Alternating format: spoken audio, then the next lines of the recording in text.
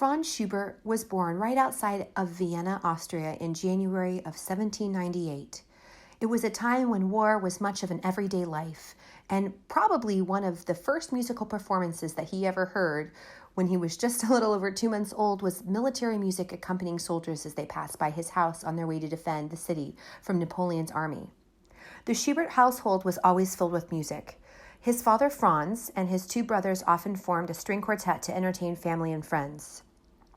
By the time son Franz was 6, he could play the violin, the piano, and the viola. Schubert's early education became the task of his father, his brother, and the organist of their local church. At age 11, Schubert was accepted at Vienna's famous choir school, the Imperial Convent, and he was given a general education and training in music.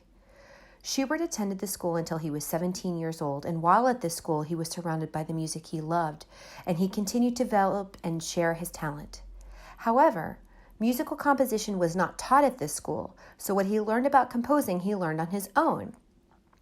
The people who were in charge of this school saw that he had a talent and arranged for him to study composition outside of the school with a famous composer of the time, Antonio Salieri.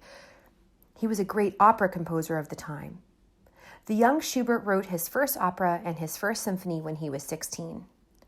Although Schubert wrote many types of compositions, such as symphonies and music for string quartets, he is probably best known for his Lieder, the German word for songs.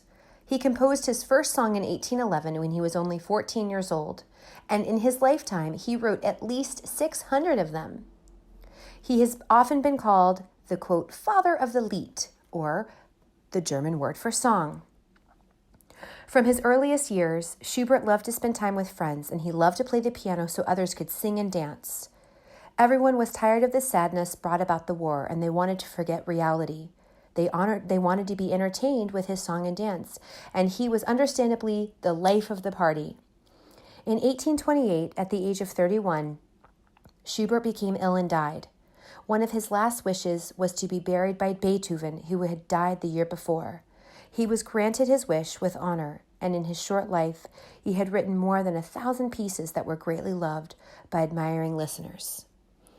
Schubert is considered a romantic composer, the late classical and early romantic, around the time, as it says, around the time that Beethoven was around, but a little bit later than him because he didn't live quite as long as Beethoven. Let's listen to some of his music.